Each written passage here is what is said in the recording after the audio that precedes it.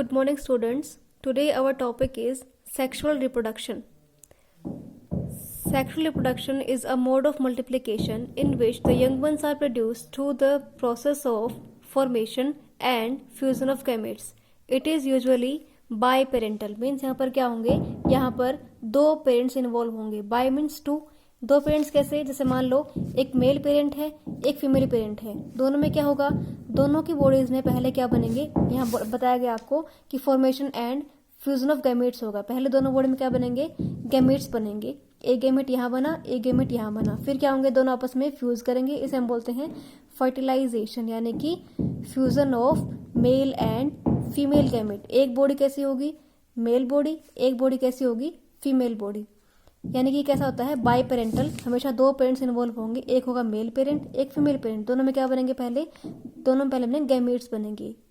Mail में बनेगा male gamete that is sperm, और फीमेल में क्या बनेगा, female gamete that is egg.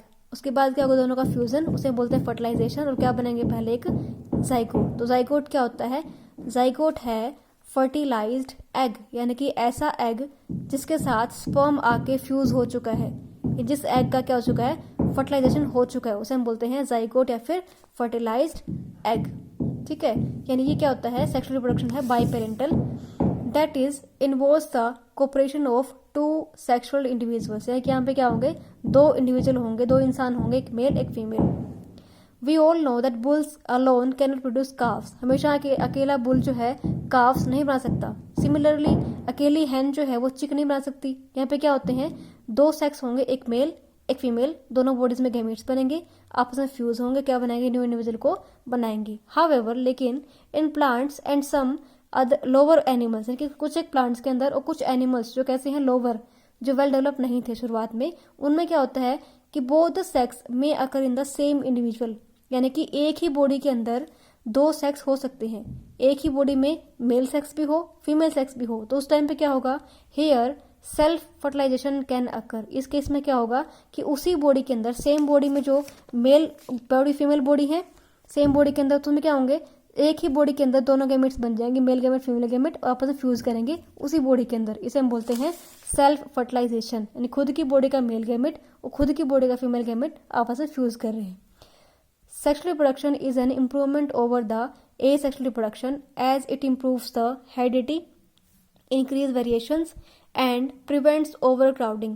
जैसे हम पहले पढ़ चुके हैं कि इन द asexual reproduction क्या होता है कि एक सिंगल पेरेंट से क्या बनते हैं, बार बार ऑफस्प्रिंग बनते हैं, न्यू यंग वंस बनते हैं, न्यू प्लांट न्यू एनिमल्स बनते हैं. तो उस केस में क्या होता है कि उस केस में रिप्रोडक्शन होता है जो है, मल्टीप्लिकेशन जो है वो बहुत फास्टली होती है.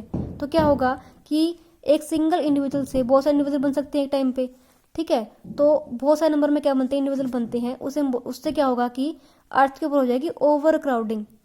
यानी कि हर एक इंडिविजुअल अपने आप को ए सेक्सुअल मेथड से रिप्रोड्यूस कर पाता, तो क्या होता कि with time, with every minute क्या होता, एवरी मिनट हमारी अर्थ की पॉपुलेशन जो है बढ़ रही होती. तो उस केस से बचने के लिए, हमारी अर्थ पे ओवर क्राउडिंग को बचाने के लिए, और जो न्यू स्पीशीज बनती हैं, जो न्यू इंडिविजुअल बनते हैं, उनके अंदर बदलाव लाने के लिए, वेरिएशंस क्या होते हैं, बदलाव लाने के लिए, जीन से बदलाव लाने के लिए क्या है, ये रिप्रोडक्शन जो है, सेक्सुअल रिप्रोडक्शन जो है, इंप्रूवमेंट है over the asexual reproduction. Because इसमें क्या होता है कि इसमें रिप्रोडक्शन कैसी होती है, फास्ट होती है.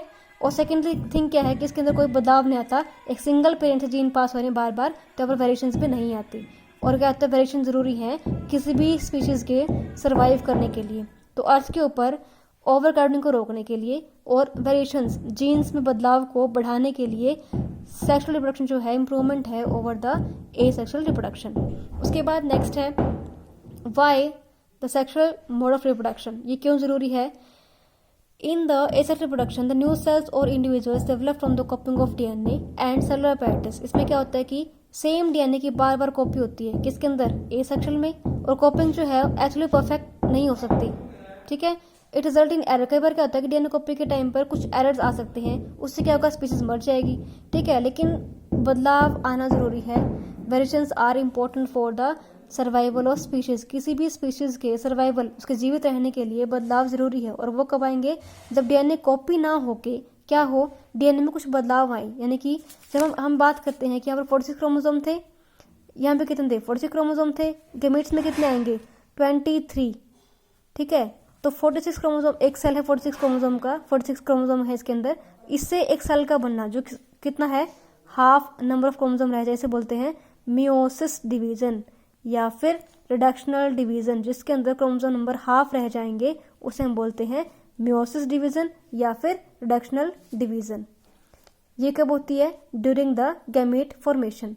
ठीक है, अब 23 मेल गैमेट से आए, 23 फीमेल गैमेट से आएंगे, तो उससे क्या होगा, जो एक न्यू क्रोमोसोम पेयर बनेगा, जो 46 क्रोमोसोम में बनेंगे, 23 पेयर जो बनेंगे वो क्या होंगे, उनके अंदर कुछ वेरिएशन है, कुछ बदलाव है। यानी कि एक क्रोमोसोम इसका, जो 23 क्रोमोसोम थे ये फीमेल क्रोमोसोम है, 23 पेयर हमारे 23 क्रोमोसोम मतलब ऐसे हो गए। 23 कहाँ से आएंगे, अब ये मेल से आएंगे, एक एक सबके पास एक एक क्रोमोसोम आएगा। तो जो क्रोमोसोम पेयर न्यू बन रहे हैं वो कैसे बन रहे हैं, विद द वेरिएशन, में कुछ बदलाव है। यानी कि एक क्रोमोसोम किससे आ रहा है, मेल से, एक क्रोमोसोम फीमेल से, जो पेयर बन रहा है उसमें कुछ बदलाव आया, इसे हम क्या बोलते हैं, वेरिएशन। तो जीन से बदलाव लाने के लिए जो है डीएनए को बार कॉपी ना करने के बजाय कुछ बदलाव आना चाहिए। वो कब पॉसिबल है, during the sexual reproduction. Combines variations of two individual given new combination. अब क्या हो रहा है कि कुछ वेरिएंट्स बनेंगे, यानी कि कुछ न्यू कॉम्बिनेशन बनेंगे जीन्स के, क्रोमोसोम्स के। Each such combination is novel as it involves the different individual which have accumulate variations from their ancestor। अब क्या होगा कि हमारे अंदर जीन्स कहाँ से आए, हमारे पूर्वजों से, हमारे पेरेंट्स से, उनमें कहाँ से, उनके पेरेंट्स से आए हैं। तो विद द कमिंग जनरेशंस हर बार क्या हो रहे हैं, वेरिएशन जो है बार बार आता जा रहा है। ठीक है, the process of sexual reproduction also involve the reshuffling of genes. इसे हम क्या बोलते हैं कि जीन्स रीशफल हो रहे हैं।